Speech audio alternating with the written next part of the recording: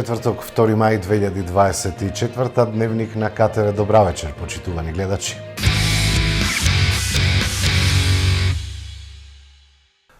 Политичарите се на терен, се додворуваат на граѓаните, остануваат уште неколку дена за изборна кампања од вториот круг на председателските и парламентарните избори.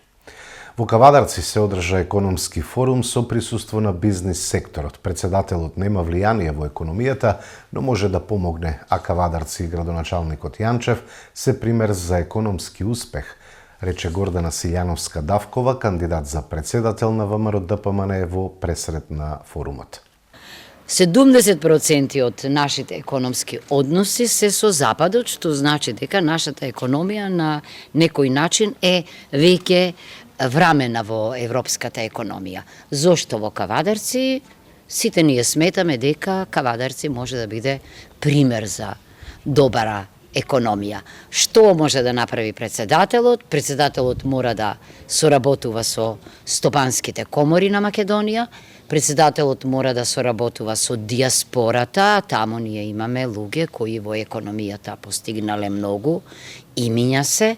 Председателот исто така треба и кога оди надвор, и кога прима гости дома, исто така да биде обкружен со луѓе од економијата, бидејќи разговорите не се само за политиката и правото и дипломатијата, туку се и за економијата. И јас, значи, ќе направам околу мене, ако бидам избрана за председателка, совет за соработка со диаспората, исто така редовни средби со нашата економска заедница. Јас верувам во економска дипломатија, покрај тоа што верувам во културна дипломатија и мислам дека најдоброто што го имаме, особено во ерата на дигитализацијата, треба да го ставиме во функција. Значи да заклучам. Сакав да чујам овде од експерти по економија, бидејќи јас сум учеников во случајов, што е тоа што мисла дека е најважно и за нашата размена со соседството, и за нашата размена со Европската Унија, и за нашата соработка економска со диаспората, за да можам да го искористам статусот не само за символични функции, туку и за помош на просперитетот на државата. Затоа ја го одбравме Кавадарци, бидејќи вашиот градоначалник е синоним за успех. Затоа и мислевме дека овде е добро да дојдат економистите, јас да слушам, се разбира, и да кажам дека во мојата програма има место и за овие прашања, иако не се директно врзани за моите надлежности. Во наредниот 4-годишен мандат се обврзуваме да ја зголемуваме минималната плата на 37.000 денари. Ќе растат платите во образованието, повисоки плати за вработените во детските градинки, ќе донесеме закон за минимална пензија која за почеток ќе изнесува 20.000 денари, а понатаму ќе расте. Рече меѓу другото на денешната пресконференција кандидатката за пратеник од СДСМ Даниела Колева. Почитувани сограѓани, во изминатите 7 години работевме на политики и мерки кои гарантираат економска сигурност, подобрен животен стандард и солидарност. Докажавме дека грижата обезбедува и поддршка, и стабилност, и спокојство. Водени од нашите вредности на еднаквост и солидарност, реализиравме голем број закони и мерки кои што се во интерес на граѓаните. Ги унапредивме работничките права. Ја воведовме недела како неработен ден, а во наредните 4 години ќе го намалиме работното време од 8 на 7 работни часови дневно. Ја зголемивме минималната плата на работниците за повеќе од двојно, од 8.000 денари на 22.500 денари, што беше наше предизборно ветување во 2020 година. Во наредниот 4-годишен мандат се обврзуваме пред вас дека ќе ја зголемиме минималната плата на 37.000 денари. Ќе продолжиме и понатаму да ги зголемуваме и платите во образованието. Во следниот мандат ќе ги зголемиме платите на вработените во основно образование, и тоа за почеток на 45.000 денари. во средно образование на 48.000 денари, а за професорите вработени во високо образование на 80.500 денари. Планираме покачување на платите и на вработените во детски градинки и истите ќе достигнат уште на самиот почеток 40.000 денари, како и за вработените во одбраната во износ од 59.000 денари, во МВР 60.000 денари и следните и понатаму ќе растат. Во нашата изборна програма не ги забораваме и оние највозрастните, пензионерите. Во договор со пензионерите ќе донесеме закон за минимална пензија, која за почеток ќе изнесува 20.000 денари, а и понатаму ќе расте.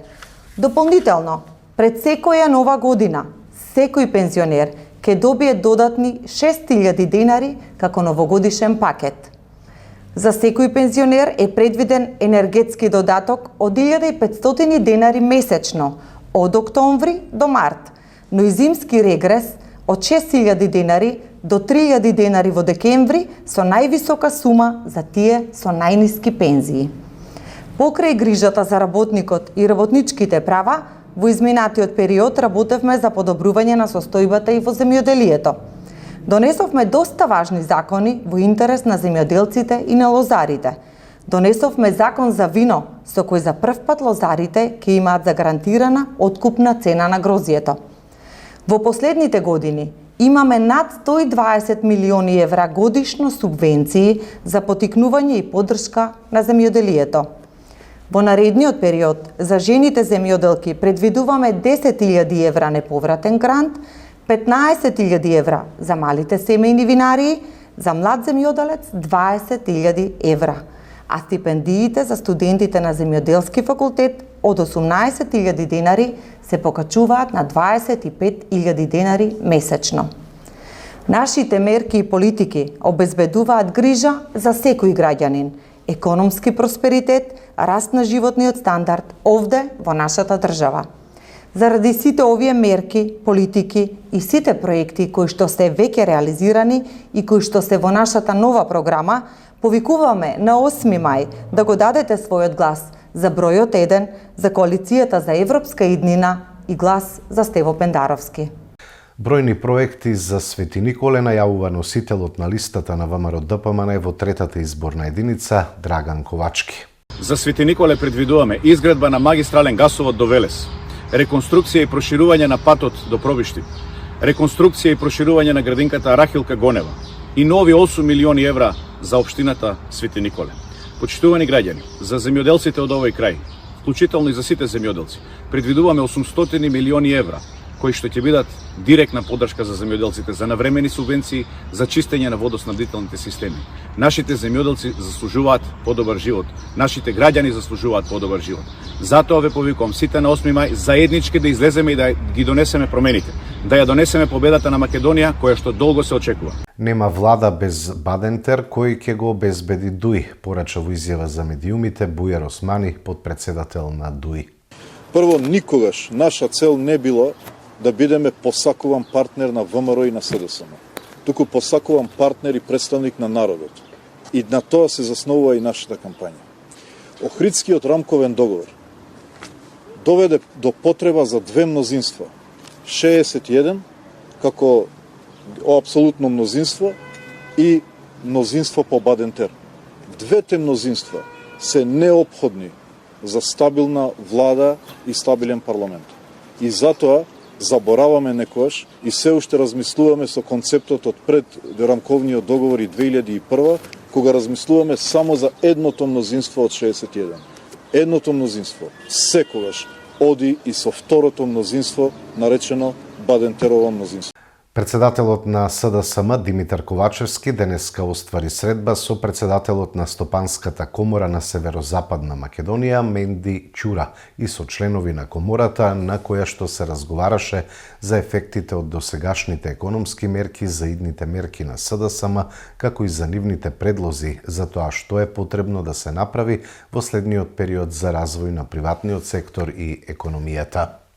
Капиталните инвестиции од 700 милиони евра стануваат партнер со народот и бизнисите ќе им служат ним за буст на творечкиот потенцијал, вели лидерот на Интегра Љупчо Ристовски. Како ќе го слободиме финансискиот сектор во Македонија? Ќе го отвориме пазарот во една слободна финансиска зона на потегот Скопје, Охрид, Струмица со буквално слободна финансиска инвестициска зона за приватни инвестициски фондови. Грото од капиталните инвестиции наместо да служат за корупција на властите, на премиерот, на вице-премиери, на министри, на владеачките гарнитури, ќе ги ставиме во служба на населението, освен за оној екзистенцијален инфраструктурен минимум кој што е потребен за секоја држава во мали рурални средини, патишта, водовод, канализација, да не газат луѓето кал. Грото од тоа треба да оди партнерски со народот, со крупниот бизнис, но и со микро, малите и средни предпријатија. Знам ке работи за народот и за единствена наша Македонија, порача лидерот на движењето Знам, Максим Димитриевски. Јас ги повикувам од денеска и утре па натаму, уште пообединети, бидејќи движење Знам за наша Македонија се роди од народот, ке работи за народот и со народот, но единствено за наша единствена Македонија. Особено ме радува фактот што и младите луѓе веќе се со нас од ден на ден.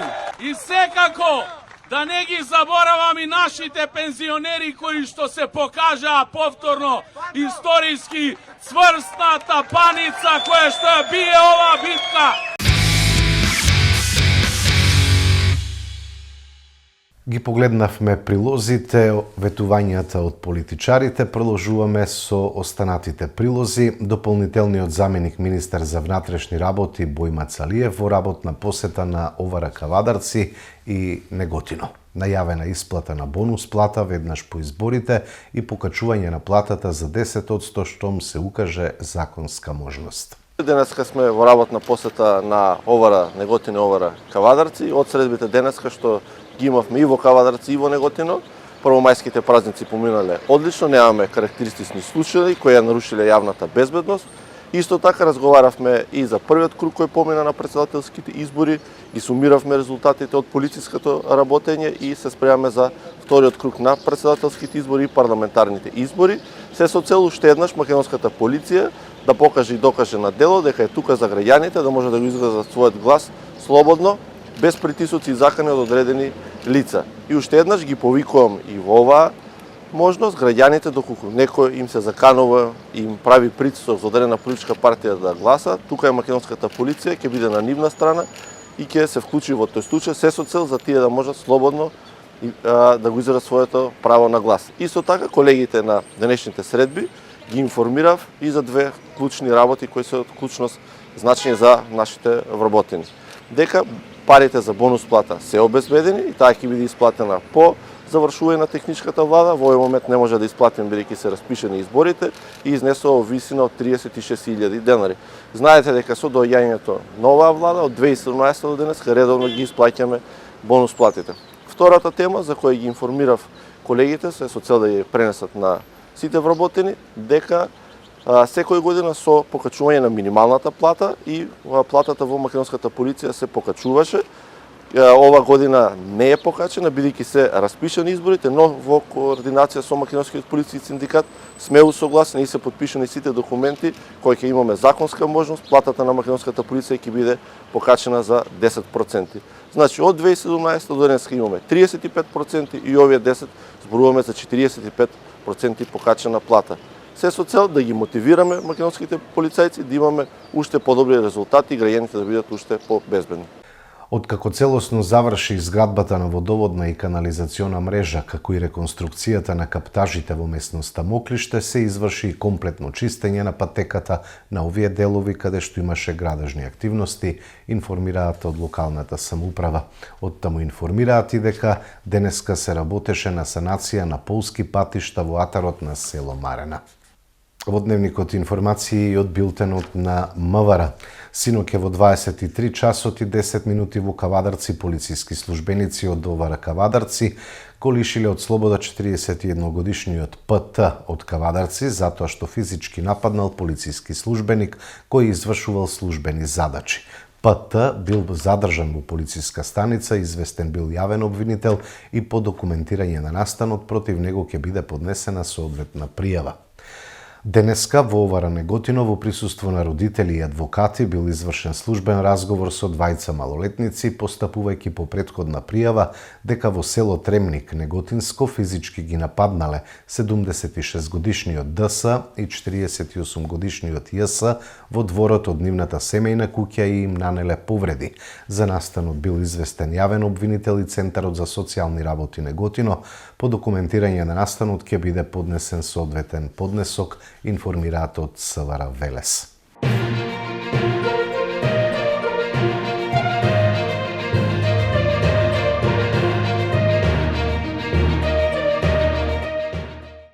Продолжуваме со спортот. ГФК Тиквеш ја совлада Струга со 3-2. Кавадарчани одиграа безпрекорно и со голот на Луан Силва во 94-та минута заслужено славеа. Македонскиот фудбал не паузираше без оглед на првомајските празнувања. Во вторникот, второлигашите го одиграа 27-то коло во кое се постигнаа следниве резултати. Пелистер Тетекс 3-0, Беса Охрид 4-0, Детонит Саса 0-0, Кожув Новаци 2-1, Арсими Башкими 2-0, Скопје Победа 1-1, Караарман Беласица 0-4 и Вардар во Неготино го совлада Осогово со 3-0. Беса води со 6 бода повеќе пред Пелистер, а битолчани имаат 8 бода повеќе од третиот Детонит на 3 кола до крајот. Веќе во сабота ќе се одигра 28-то коло во кое ќе се сретнат Башкими Пелистер, Охрид Детонит, Саса Кожув, Новаци Караарман, Победа Арсими, Тетекс Беса, Осогово Скопје и Беласица Вардар Неготина. Прволигашите вчера го одигра во редното 30-то коло. Воска со 0-2 славеше нагости кај Македонија Ѓорче Петров, а Вардар со победата од 0-3 против Брегалница во Штип ги задржа математичките шанси за опстанок. Силекс дома загуби од Работнички со 0-1, Шкендија со пресврт ја совлада Брера со 3-2 и го превзеде врвот на табелата, а ова се случи затоа што Гостивар со 2-0 го изненади Шкупи, а и до вчерашниот лидер Струга во Кавадарци налета на расположениот Тиквеш и загуби со 3-2. Тиквеш прв поведе со голот на Даниел Мојсов, но Струга со головите на Бесарт Ибраими во второто полувреме, од кои вториот од пенал го сврте резултатот во своја корист и победе со 1-2. Во 82-та минута Тиквеш преку Стојковски изремни на 2-2, а во 94-та преку Луан Силва заслужено стигна до победата. Шкендија, Струга и Шкупи на врвот имаат по 58 бода, а Тиквеш е четврти со 42. Веќе викендов ќе се одиграат и средбите од 31-то коло во кое ќе се сретнат Вардар Македонија Ѓорче, Струга Гостивар, Воска Силекс, Брера Брегалница, во големото дерби за титулата ќе играат Шкупи и Шкендија, а Работнички ќе го пречека Тиквеш. Пелистер беше сигурен и убедлив против ГРК Тиквеш и славеше со 35-25. Според новиот распоред за купот, Тиквеш и Пелистер ќе играат во петок 17 мај од 19:30 часот. Сакајќи да го одбегнат играњето за време на велигденските празници, но и со време да ги ослободат своите репрезентативци за предстојната недела на ЕХФ, ракометните суперлигаши се одлучија пред време да ги одиграат средбите од 12-тото коло. Во плейофот веќе се одигра две средби. Бутео беше сигурен и убедливо ја совлада Струга со 34-20, а и лидерот Еврофарм Пелистер очекувано го совлада ГРК Тиквеш со високи 35-25. Денеска своите средби ќе ги одиграат Охрид Пролет и во дербито Вардар ќе го пречека Алкалоид. Во ракометниот плей-аут Еврофарм Пелистер 2 вчера го совлада Скопје на гости со 30-34. Во сабота, во дербито, Прилеп ке го пречека Куманово, а Голден Арт КЛ7 и Вардар од Неготино својот надпревар ке го одиграат во четврток на 9 мај. Во меѓувреме, Ракометната федерација на Македонија по барање на клубовите направи измена во распоредот на одигрување на средбите од завршницата на Купот на Македонија во женска и машка конкуренција. Па така, новите термини на Final Four турнирот во Купот на Македонија се: во машка конкуренција, Алкалоид и Вардар ке играат на 16 мај од 19 часот и 30 минути. Тиквеш и Еврофарм Пелистер ке играат на 17 мај петок од 19 часот и 30 минути, а финалето е закажано за недела 19 мај од 19 часот. Во женска конкуренција, Куманово и Ѓорче Петров ке играат на 16 мај од 17 часот. Вардар и Чаир на 17 мај од 17 часот, а финалето е во недела 19 мај од 16 часот. Полуфинални серии во кошаркарското првенство. Кај мажите МЗТ и Пелистер водат со 1-0, а кај девојките Вардар и Баскет Кам стартуваа со победи. Во кошаркарското првенство на Македонија на програмата се вторите полуфинални дуели. Утре петок, 3 мај, Работнички ќе се обиде да му се реваншира на Пелистер за поразот во првиот дуел и да изрмни на 1-1 во оваа серија. Второто полуфинале помеѓу МЗТ и ТФТ ќе се одигра во вторник, 7 мај, а МЗТ води со 1-0. Полуфиналната серија се игра до 3 победи. Кај девојките вчера се одигра првите полуфинални дуели. Вардар со 72-67 го совлада Куманово Гризли, додека Баскет Кам лесно со 83-67 ја совлада Крива Паланка. Вторите средби се играат во Куманово, односно Паланка, а девојките полуфиналната серија ја играат до 2 победи.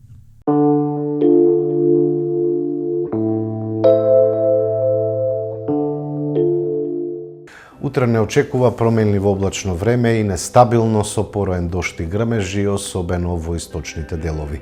Локално процесите ќе бидат во форма на краткотрајно невреме со засилен ветер и услови за изолирана појава на град. Температурата ќе достигне до 22 степен. Со временската прогноза го завршуваме дневникот. Благодарам за вниманието и довербата. Ви посакувам секое добро.